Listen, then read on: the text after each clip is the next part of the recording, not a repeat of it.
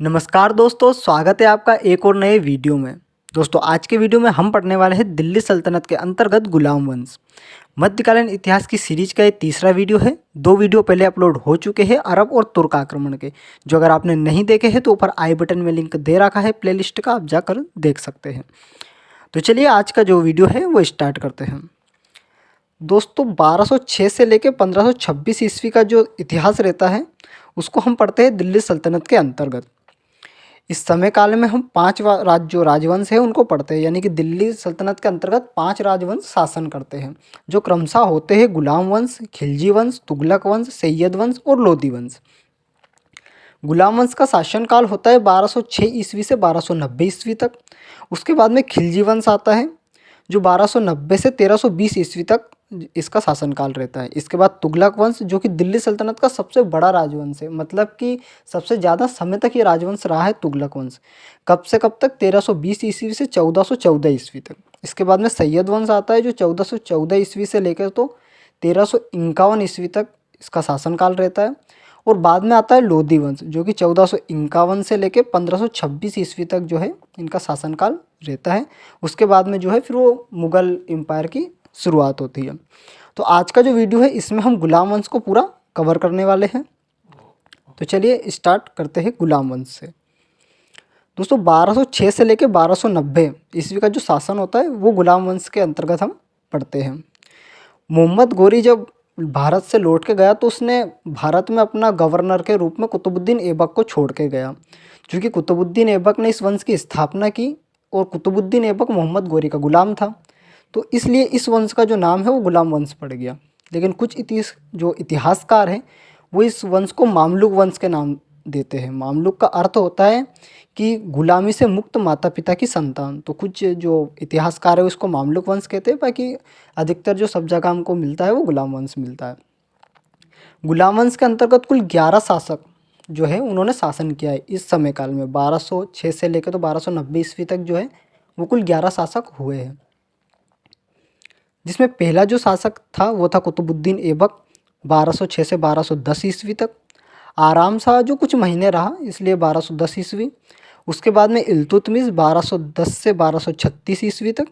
फिर रुकनुद्दीन फिरोज शाह 1236, रजिया सुल्तान 1236 से 1240, बहराम शाह 1240 से 1242, अलाउद्दीन मसूद शाह 1242 से 1246, नासिरुद्दीन महमूद 1246 से 1266। उसके बाद में बलबन 1266 से 1286 और उसके बाद में केकुबाद 1286 से 1290। और आखिरी जो शासक थे वो थे शमसुद्दीन क्यूमर्स 1290। तो ये जितने भी शासक हुए हैं इन सारे शासक का जो भी कार्यकाल रहा, जो भी महत्वपूर्ण कार्य इनके समय में रहे, अभियान, जितनी भी सारी चीज़ें इनके बारे में हैं वो सारी जो है वो हम पढ़ेंगे। तो दिल्ली सल्तनत का जो पहला शासक होता है वो होता है कुतुबुद्दीन ऐबक। इसका शासनकाल होता है 1206 से लेकर 1210 ईस्वी तक। ये दिल्ली सल्तनत का पहला शासक होता है। मोहम्मद गोरी जब वापस लौट के गया था तो अपने विजित क्षेत्र का गवर्नर उसने नियुक्त किया था वो कुतुबुद्दीन ऐबक को नियुक्त किया था। कुतुबुद्दीन ऐबक का जो राज्याभिषेक होता है वो लाहौर में होता है। लाहौर में राज्याभिषेक होता है और ये लाहौर से ही अपने शासन को संचालित करता है, यानी कि अपनी जो राजधानी है वो लाहौर को ही बनाता है, ना कि दिल्ली को। दिल्ली को बाद में इल्तुतमिश बनाता है। तो लाहौर में इसका राज्याभिषेक होता है 1206 ईस्वी को और ये लाहौर को ही अपनी राजधानी बनाता है। और जो चूँकि ये गोरी का गुलाम था इसलिए ये सुल्तान की उपाधि धारण नहीं करता है। ये सिपह सलाहकार और जो मलिक है ऐसी उपाधियाँ ये धारण करता है। सुल्तान ये नहीं लगाता है अपने नाम के साथ, सुल्तान की उपाधि धारण ये नहीं करता है। अब हम देख लेते हैं कुतुबुद्दीन ऐबक द्वारा बनाई गई कुछ प्रमुख इमारतें या निर्माण कार्य। तो उसमें है अढ़ाई दिन का झोपड़ा, कुब्बत उल इस्लाम मस्जिद और कुतुब मीनार। ये इमारतें हैं जिनका निर्माण करवाया था कुतुबुद्दीन ऐबक ने, क्योंकि एग्जाम में अक्सर पूछ लिया जाता है कि किस शासक ने क्या निर्माण करवाया, तो ये कुछ निर्माण थे। अगर हम कुतुब मीनार को देखें तो कुतुब मीनार का जो निर्माण करवाया गया था वो ख्वाजा कुतुबुद्दीन बख्तियार काकी, ये कुतुबुद्दीन ऐबक के गुरु थे। इनके नाम पर ही कुतुब मीनार का नाम जो है वो कुतुब मीनार रखा गया है। कुतुब मीनार की जो शुरुआती 2 मंजिला इमारत है, मतलब जो 2 मंजिल थी, उसका निर्माण कराया था कुतुबुद्दीन ऐबक ने, लेकिन इसके कार्य को पूर्ण करवाया था इल्तुतमिश ने, यानी कि बाकी की जो 3 मंजिला है वो इल्तुतमिश ने पूर्ण करवाई थी। फिरोज शाह तुगलक के समय ऊपर की जो मंजिल है उस पर बिजली गिर गई थी, जिससे कि ये क्षतिग्रस्त हो गई थी इमारत। तो फिरोज शाह तुगलक ने अपने शासनकाल में इसका पुनर्निर्माण भी कराया था। तो इससे क्वेश्चन बन सकते हैं कि किसने इमारत का निर्माण प्रारंभ करवाया, किसने पूर्ण करवाया और फिर किसने उसका पुनर्निर्माण करवाया। इसके अलावा कुतुबुद्दीन ऐबक जो है उसके कुछ उपाधियों को हम देखते हैं, जैसे कि लाख बख्श, कुरान खवा, हातिम ताई आदि इसके द्वारा धारण की गई प्रमुख उपाधियाँ थी। लाख बख्श है वो क्यों कहा जाता था कुतुबुद्दीन ऐबक को? वो इसलिए कहा जाता था क्योंकि ये लाखों का दान करता था, यानी बहुत दानी प्रवृत्ति का था, बहुत दान देता था, तो इसलिए लाख बख्श इसको कहा जाता था। कुरान ख्वा इसलिए कहा जाता था कि वो कुरान की नकल करता था और उन नकलों को बेचता था, इसलिए इसको जो है वो कुरान खा के नाम से भी जाना जाता है। 1210 ईस्वी में चौगान यानी कि वर्तमान पोलो जिसे हम कहते हैं, वो खेलते हुए जब घोड़े से ये गिर गया तो घोड़े से गिरने के कारण जो है ऐबक की मृत्यु हो गई थी। ऐबक की मृत्यु के बाद इसका कोई योग्य उत्तराधिकारी नहीं था, यानी कि जो इसका बेटा था आराम शाह वो अयोग्य उत्तराधिकारी था, लेकिन उसके बावजूद ही वो शासन करता है, गद्दी पर बैठता है। बट चूंकि वो अयोग्य था तो वो 8 माह तक ही शासन कर पाता है और उसे हटाकर बदायूं का सूबेदार इल्तुतमिश, जो कि कुतुबुद्दीन ऐबक का गुलाम था और साथ ही साथ जो कुतुबुद्दीन ऐबक है उसका दामाद भी था, क्योंकि इस उसकी कुतुबुद्दीन ऐबक की जो पुत्री होती है उसका विवाह इल्तुतमिश से हुआ था। तो वो 1210 ईस्वी में आराम शाह को हटाकर और जो है वो गद्दी पर बैठता है और लाहौर से फिर ये राजधानी लेके जाता है दिल्ली।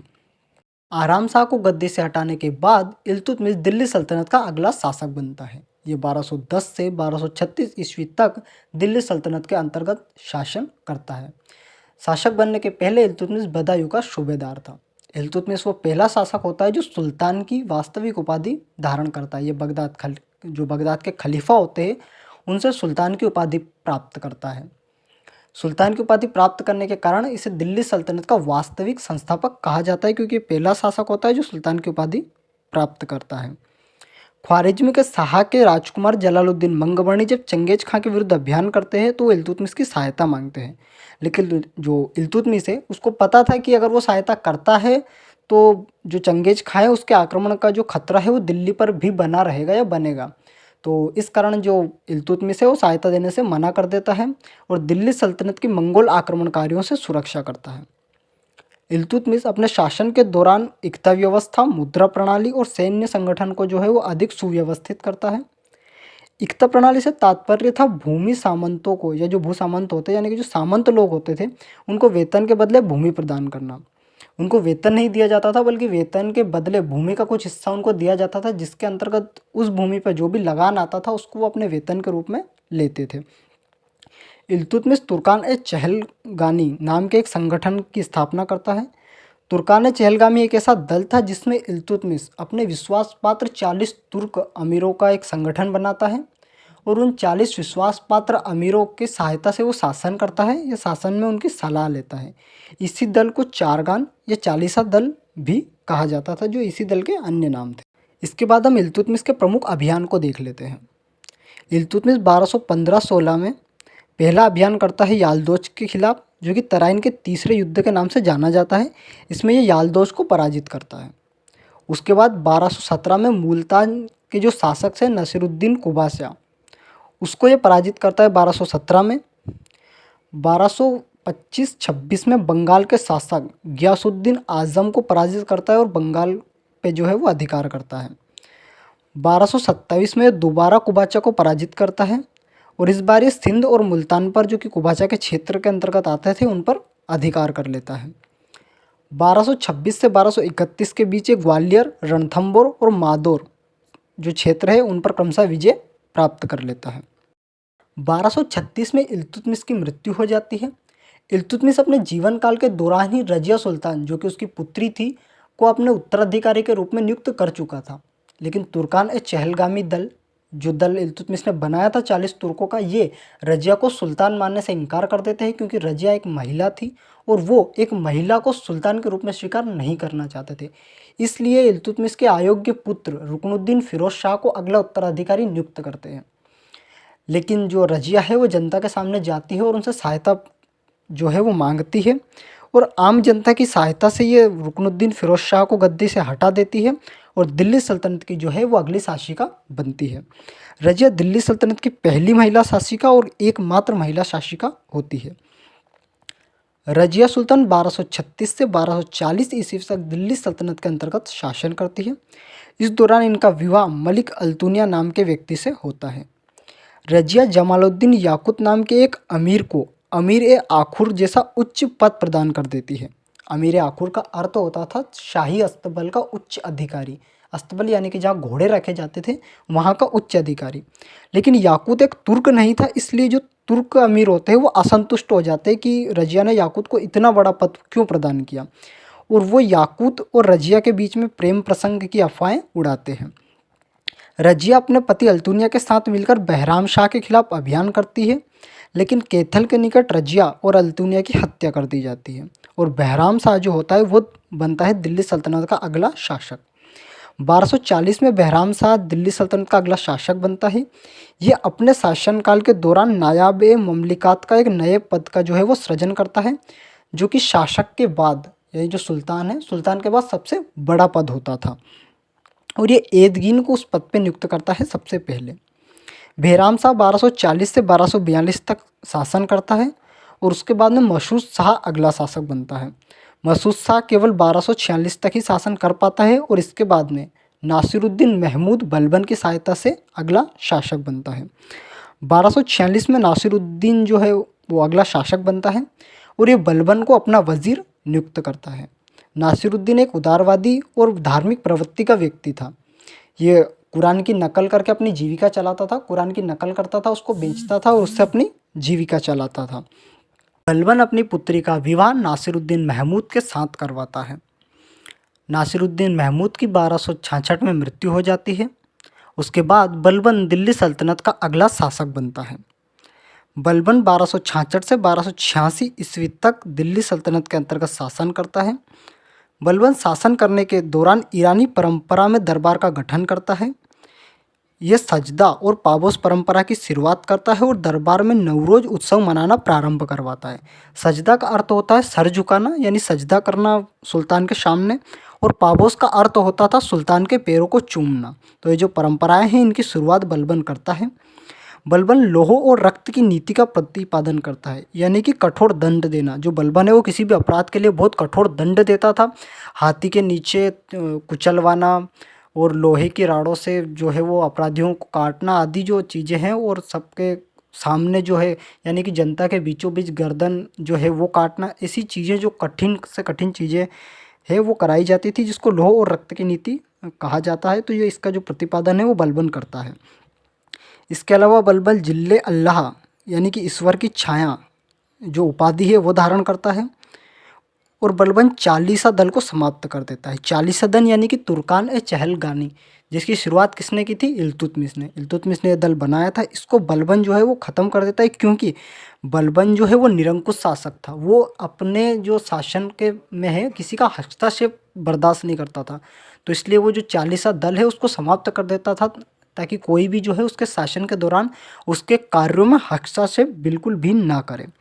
सन 1286 में बलबन की मृत्यु हो जाती है और उसके बाद केकुबाद अगला शासक बनता है।